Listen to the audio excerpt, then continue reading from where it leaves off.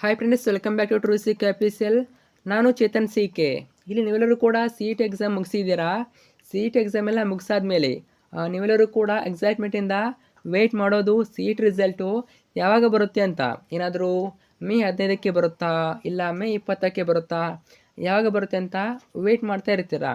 ಇದರ ಬಗ್ಗೆ ಲೇಟೆಸ್ಟ್ ಆಗಿ ಏನು ಅಪ್ಡೇಟ್ ಬಂದಿದೆ, ರಿಸಲ್ಟ್ ಯಾವಾಗ ಬರುತ್ತೆ, ಅದ್ರ ಬಗ್ಗೆ ನಿಮಗೆ ಸಂಪೂರ್ಣ ಮಾಹಿತಿಯನ್ನು ಇದೇ ಒಂದು ವಿಡಿಯೋದಲ್ಲಿ ತಿಳಿಸ್ಕೊಡ್ತೇನೆ. ಯಾರೆಲ್ಲ CET ಎಕ್ಸಾಮ್ನ ಬರೆದಿದ್ದೀರಾ ಎಲ್ಲರೂ ಕೂಡ ಗಮನಿಟ್ಟು ಕೊನೆವರೆಗೆ ನೋಡಿ. ನಿಮಗೆ ಈ ಒಂದು ವಿಡಿಯೋ ತುಂಬಾ ಇಂಪಾರ್ಟೆಂಟ್ ಆಗಿರುತ್ತೆ, ಕೊನೆವರೆಗೆ ನೋಡಿ. ಅದಕ್ಕಿಂತ ಮುಂಚೆ ಯಾರು ಚಾನಲ್ನ ಸಬ್ಸ್ಕ್ರೈಬ್ ಮಾಡ್ಕೊಂಡಿಲ್ಲ ಪ್ರತಿಯೊಬ್ಬರು ಸಬ್ಸ್ಕ್ರೈಬ್ ಮಾಡ್ಕೊಳ್ಳಿ. ಹಾಗೆ ಪ್ರತಿಯೊಬ್ಬರು ವಿಡಿಯೋ ಒಂದು ಲೈಕ್ ಕೊಡಿ. ಯಾಕೆಂದರೆ ನಿಮಗೆ ನೆಕ್ಸ್ಟು ನಿಮ್ಮ KCET ರಿಸಲ್ಟ್ ಬರೋರಿಗೆ ಮತ್ತು KCET ರಿಸಲ್ಟ್ ಬಂದಮೇಲೆ ಕೌನ್ಸಿಲಿಂಗ್ ಆಗಿರ್ಬೋದು ಎಲ್ಲ ಮಾಹಿತಿಗಳನ್ನು ಇದೇ ಒಂದು ಚಾನಲ್ ಆಗ್ತೀವಿ. ಅವೆಲ್ಲ ಮಿಸ್ ಆಗಬಾರ್ದು ಅಂತಂದರೆ ಈಗಲೇ ಚಾನಲ್ನ ಸಬ್ಸ್ಕ್ರೈಬ್ ಮಾಡ್ಕೊಳ್ಳಿ. ನಿಮಗೆ ಗ್ಯಾರಂಟಿ ಈ ಒಂದು ಚಾನಲು ಯೂಸ್ ಆಗಿ ಆಗ್ತದೆ, ಓಕೆನಾ.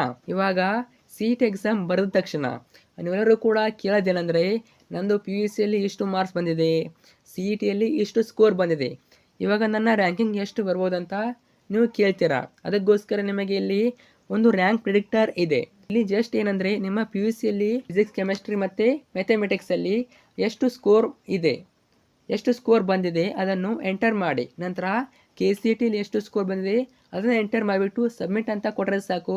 ನಿಮ್ಮ CET ರಿಸಲ್ಟು ಅನೌನ್ಸ್ಮೆಂಟ್ ಆಗಬೇಕಾದ್ರೆ ಎಷ್ಟು ನಿಮ್ಮ ರ್ಯಾಂಕಿಂಗ್ ಬರ್ಬೋದು ಅನ್ನೋದನ್ನು ಅಪ್ರಾಕ್ಸ್ ಆಗಿ ಒಂದು ಪ್ರೆಡಿಕ್ಟ್ ಮಾಡಿ ತೋರಿಸುತ್ತೆ. ಲಿಂಕ್ ಬಂದುಬಿಟ್ಟು ವಿಡಿಯೋದ ಕೆಳಗಡೆ ಡಿಸ್ಕ್ರಿಪ್ಷನ್ ಬಾಕ್ಸ್ನಲ್ಲಿ ಮತ್ತು ಕಮೆಂಟ್ ಸೆಕ್ಷನಲ್ಲಿ ಕೊಟ್ಟಿರ್ತೇನೆ. ಕ್ಲಿಕ್ ಮಾಡಿ ಚೆಕ್ ಮಾಡಿ. ಇದು ಕಂಪ್ಲೀಟ್ಲಿ ಫ್ರೀ ಆಗಿರುತ್ತೆ, ಸೊ ಫ್ರೀಯಾಗಿ ಚೆಕ್ ಮಾಡ್ಕೊಳ್ಳಿ, ಓಕೆನಾ. ಇವಾಗ ನಾವು ಮೇನ್ ಅಪ್ಡೇಟ್ ಕಡೆ ಬರೋಣ. ಇವಾಗ ನೀವೆಲ್ಲರೂ ಕೂಡ CET ಎಕ್ಸಾಮ್ ಆಗಿದ ತಕ್ಷಣ ರಿಸಲ್ಟ್ ಯಾವಾಗ ಬರುತ್ತೆ, ರಿಸಲ್ಟ್ ಅಪ್ಡೇಟ್ ಏನು ಅಂತ ವೇಟ್ ಮಾಡ್ತೀರಾ. ಇವಾಗ ನೀವು ಅಬ್ಸರ್ವ್ ಮಾಡಬೇಕಾಗಿರೋದು ಏನಂದರೆ, KE ನೋಟಿಫಿಕೇಷನಲ್ಲಿ ಕ್ಲಿಯರ್ ಆಗಿ ಹೇಳಿದ್ದಾರೆ, ಸೆಕೆಂಡ್ PUCದು ಪೋಸ್ಟ್ ಎಕ್ಸಾಮ್ ಹಾಗೆ ಸೆಕೆಂಡ್ PUCದು ಸೆಕೆಂಡ್ ಎಕ್ಸಾಮ್ ಎರಡರಲ್ಲೂ ಕೂಡ ಬೆಸ್ಟ್ ಆಫ್ ಮಾರ್ಕ್ಸನ್ನು ಕನ್ಸಿಡರ್ ಮಾಡಿ CET ರ್ಯಾಂಕಿಂಗ್ನ ಅನೌನ್ಸ್ ಮಾಡ್ತೀವಿ ಅಂತ ಹೇಳಿದ್ದಾರೆ. ಅಂದರೆ ನಿಮಗೆ ಸೆಕೆಂಡ್ PUCದು ಸೆಕೆಂಡ್ ಎಕ್ಸಾಮ್ ಮುಗಿಯೋವರೆಗೂ ಕೂಡ ಹಾಗೆ ರಿಸಲ್ಟ್ ಬರೋವರೆಗೂ ಸೆಕೆಂಡ್ PUC ಸೆಕೆಂಡ್ ಎಕ್ಸಾಮ್ನ ರಿಸಲ್ಟ್ ಅನೌನ್ಸ್ ಆಗುವವರೆಗೂ ನಿಮಗೆ ಯಾವುದೇ ತರಹದ KCET ರಿಸಲ್ಟ್ ಅನ್ನೋದು ಬರೋದಿಲ್ಲ, ಓಕೆನಾ. ಅಲ್ಲಿವರೆಗೆ ರಿಸಲ್ಟ್ ಬರೋದಿಲ್ಲ. Second PUC second exam May 13ರವರೆಗೆ ನಡೆಯುತ್ತೆ. ಇವಾಗ ರಿಸಲ್ಟ್ ಬರೋದು second PUC second exam result ಬರೋದು ಕಡಿಮೆ ಅಂದರೂ ಕೂಡ 7 to 15 ಡೇಸ್ ಬೇಕಾಗುತ್ತೆ.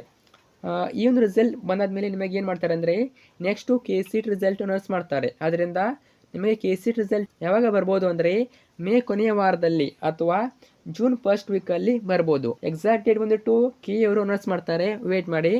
ಅವರು ಅನೌನ್ಸ್ ಮಾಡಿದ್ಮೇಲೆ ಅಪ್ಡೇಟ್ ಕೊಡ್ತೀನಿ, ವೇಟ್ ಮಾಡಿ. ಮತ್ತು ಇವಾಗ ಎಕ್ಸ್ಪೆಕ್ಟೆಡ್ ಯಾವಾಗ, ಮೇ ಕೊನೆಯ ವಾರ ಮತ್ತು ಜೂನ್ ಫಸ್ಟ್ ವೀಕು ಬರ್ತದೆ, ಅರ್ಥ ಆಯ್ತಾ. ನಿಮ್ಮ ಫ್ರೆಂಡ್ಸ್ ಯಾರೆಲ್ಲ ಇದ್ದಾರೆ ಅವ್ರಿಗೂ ಶೇರ್ ಮಾಡಿ, ಅವ್ರಿಗೂ ಈ ಒಂದು ಮಾಹಿತಿನ ತಿಳಿಸಿ. KCET ರ್ಯಾಂಕ್ ಪ್ರೆಡಿಕ್ಟರ್ ಲಿಂಕನ್ನು ವಿಡಿಯೋದಾಗ ಕೇಳ್ಕೊಟ್ಟಿರ್ತೀನಿ, ಮಿಸ್ ಮಾಡಿದ ಒಂದ್ಸಲ ಚೆಕ್ ಮಾಡಿ, ಫ್ರೀ ಆಗಿರುತ್ತೆ. ಫ್ರೆಂಡ್ಸ್ ಶೇರ್ ಮಾಡಿ. Thank you so much.